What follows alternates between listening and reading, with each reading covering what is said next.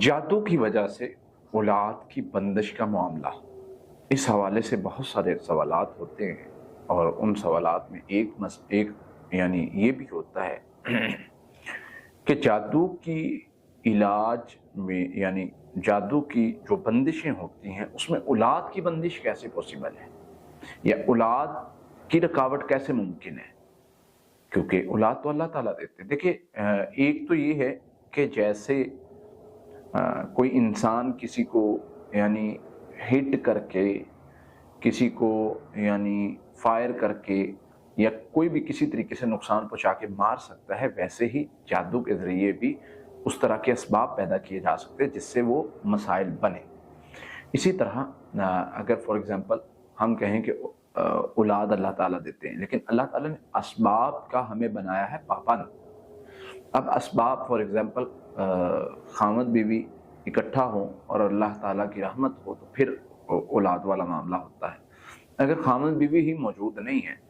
تو اللہ تعالیٰ نے تو ہمیں سمجھایا کہ تمہیں اسباب پر یعنی پورا اترنا پڑے گا، تمہیں جو اسباب بتائیں اس پر پورا اترو گے، پھر تمہیں میں تمہارے اوپر رحمت کروں گا۔ تو اسی طرح جادو کے ذریعے وہ اسباب کا جو ہوتا ہے نا معاملہ، اس میں کہیں نہ کہیں کوئی رکاوٹ ڈال دی جاتی ہے۔ وہ اسباب میں رکاوٹ ہوتی ہے، اصل میں اولاد میں رکاوٹ نہیں ہوتی۔ اولاد کے بننے والے جو اسباب ہوتے ہیں ان میں کوئی رکاوٹ بنا کے، کوئی بیماری بنا کے اس میں کوئی پرابلم کریٹ کی جاتی ہے۔ یہ نظریہ آج کا نہیں ہے، یہ جو نظریہ ہے یہ نبی صلی اللہ علیہ وسلم کے دور میں بھی تھا، بلکہ اس پر صحیح بخاری کی ایک حدیث ہے، 5469 حدیث نمبر ہے۔ جب نبی صلی اللہ علیہ وسلم یعنی مدینہ ہجرت کر کے آئے تو صحابہ میں سب سے پہلے جو بچہ پیدا ہوا وہ عبداللہ بن زبیر تھے، اور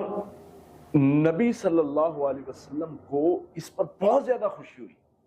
کہ بڑی دیر بعد مسلمانوں میں بچہ پیدا ہوا تھا۔ اور بچہ پیدا ہونے کی خوشی کی وجہ ایک یہ بھی تھی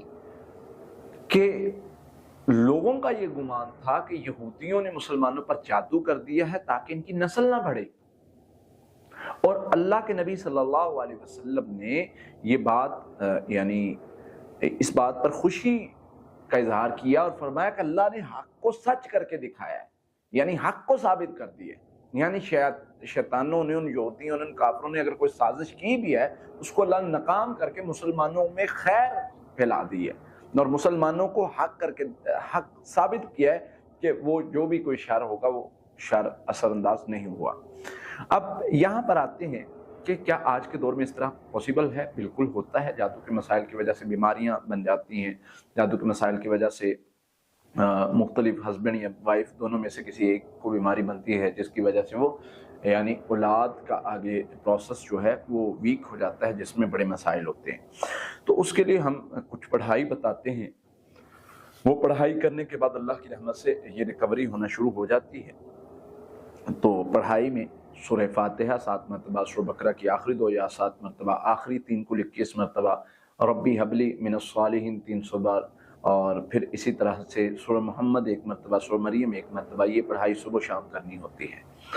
اور اس کے ساتھ استغفر اللہ 1000 مرتبہ، وہ سارا دن میں کمپلیٹ کرنا ہے، چلتے پھرتے پڑھ لیں جب مرضی۔ یہ پڑھائی میں اگر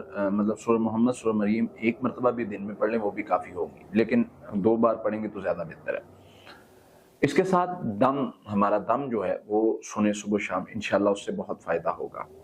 یہ پڑھائی پانی پر دم کر کے پانی پیا جائے، پانی سے منہ دھویا جائے، کالی مرچ اجوائن پر دم کر کے 1 کالی مرچ اور چند دانے اجوائن کے لیے جائیں، صرف